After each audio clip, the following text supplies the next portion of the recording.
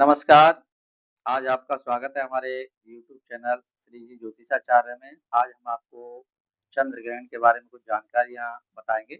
आप हमारी इस वीडियो में अंत तक बने रहें और अंत तक इस वीडियो को देखें और सभी व्यक्तियों के पास इसको फॉरवर्ड करें, शेयर करें और लाइक करें, सब्सक्राइब करें। हमारे चैनल को अगर आपने सब्सक्राइब नहीं कर रखा है, तो आप उसको सब्सक्राइब कर लें।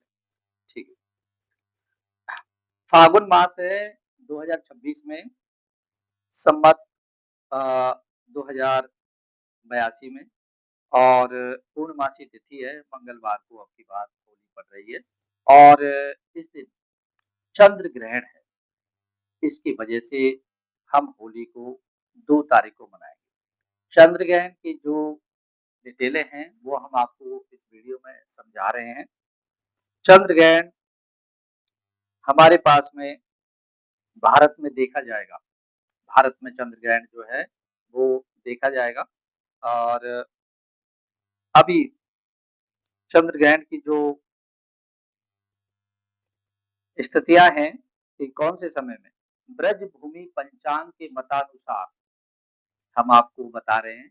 ये पंचांगों में डिटेल दी हुई है कि कौन-सा ग्रहण कितनी तारीख को और कितने बजे से कितने बजे तक सूतक है, कितने बजे तक चंद्र ग्रहण मोक्ष लेगा, कितने बजे तक जो है चंद्र ग्रहण के क्या-क्या नियम हैं, क्या-क्या किस तरीक़ा की उनकी जो दान वस्तु हैं वो करनी चाहिए, क्या-क्या नहीं करना चाहिए, वो हम आपको विस्तार से समझा रहे हैं।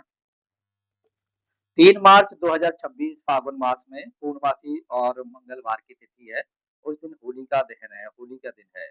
लेकिन 3 बज के दिन में 3 बज के 20 मिनट पर सायंकाल 6 बज के 47 मिनट तक चंद्र ग्रहण खग्रास होगा और भारत के अधिकांश भागों में चंद्र का ग्रस्त जो है वो उदय हुआ देखा जाएगा। देश के जिस भाग में जिस समय चंद्र उदय होगा तभी वहाँ चंद्र ग्रहण देखा जा सकेगा।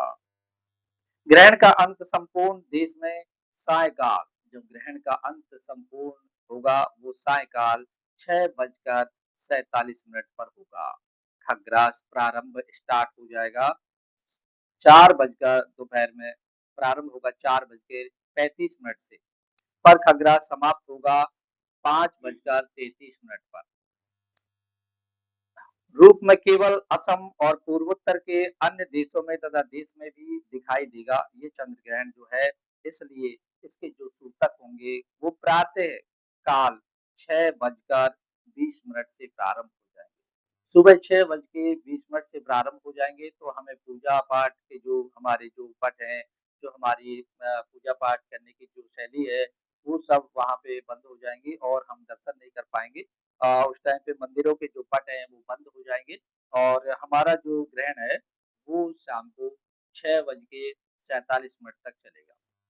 इसलिए हमें सोमवार 2 तारीख को होली को मनाना है और 2 तारीख को ही होली औचित्य है और पूर्णमासी जो तिथि है, वो 5 बजकर 55 मिनट पर शाम को 2 तारीख को आ रही है।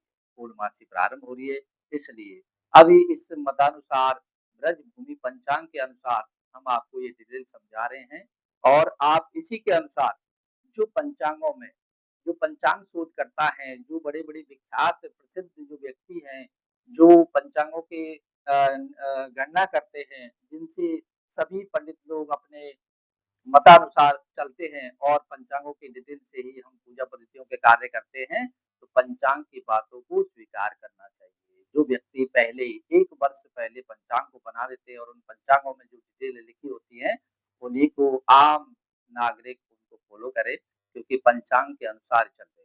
अपने मन अनुसार कार्य ना करें, जो पंचांग में दिए हुए हैं, उनके अनुसार कार्य करें। आज हम आपको इतनी डिटेल समझाएँ, ये चीज़ें जो है और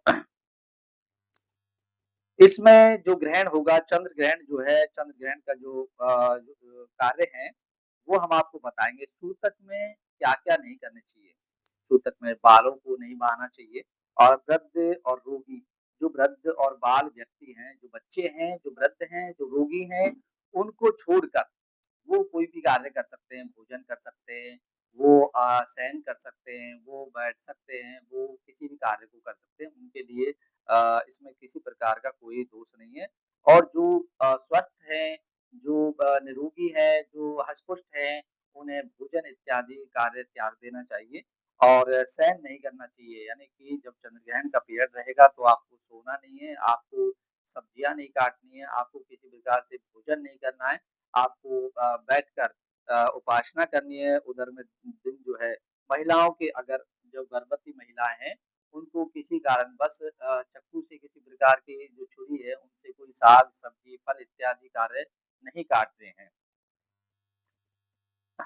ग्रहण जन्म दूषित समय को भगवान के भजन और पूजन में निकालना चाहिए, भगवान का स्मरण करना चाहिए, भगवान का भजन करना चाहिए, भगवान के ध्यान में अपनी गति को लगाना चाहिए, अपना मेडिटेशन ध्यान करना चाहिए, जिससे आपका ये दूषित समय वहाँ पे निकल जाएगा और किसी प्रकार के अनिष्ट कारक योग नहीं रहे। अब चंद्र ग्रहण में सबसे ज़्यादा किन-किन लोगों को परेशानियाँ आती हैं, जिनकी कुंडलियों में चंद्र ग्रहण सबसे ज़्यादा 12वें घर में या छठे घर में या अष्टम घर में चंद्र ग्रहण है। अगर अष्टम घर में चंद्र ग्रहण है तो मृत्यु तुल्य कष्ट आने के योग बनते हैं कि किसी कारणवश हमारे शरीर में रोग प्राप्त हो सकता है, फूड पॉइज़न हो सकता है और छठे घर में अगर चंद्रमा होता है तो बीपी लो की शिकायतें आ सकती हैं, चंद्रमा हमको पेट की परेशानियाँ सता सकता है।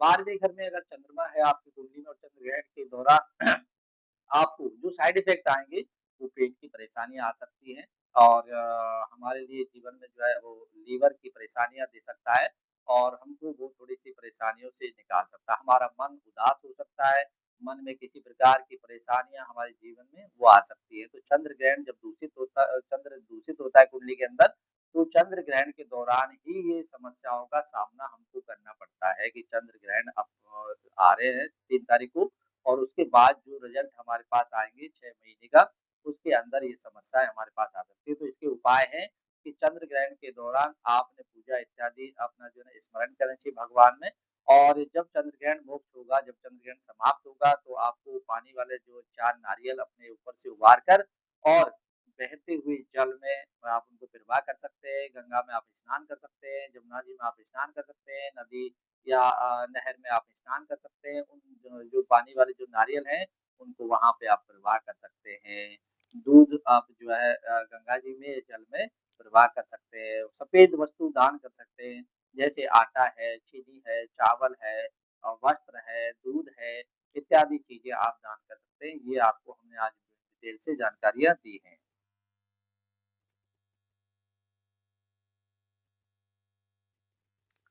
और हमारी वीडियो को आप शेयर करें, लाइक करें और अगर चैनल सब्सक्राइब नहीं कर रखा है, तो आप चैनल को सब्सक्राइब करें। ठीक, नमस्कार।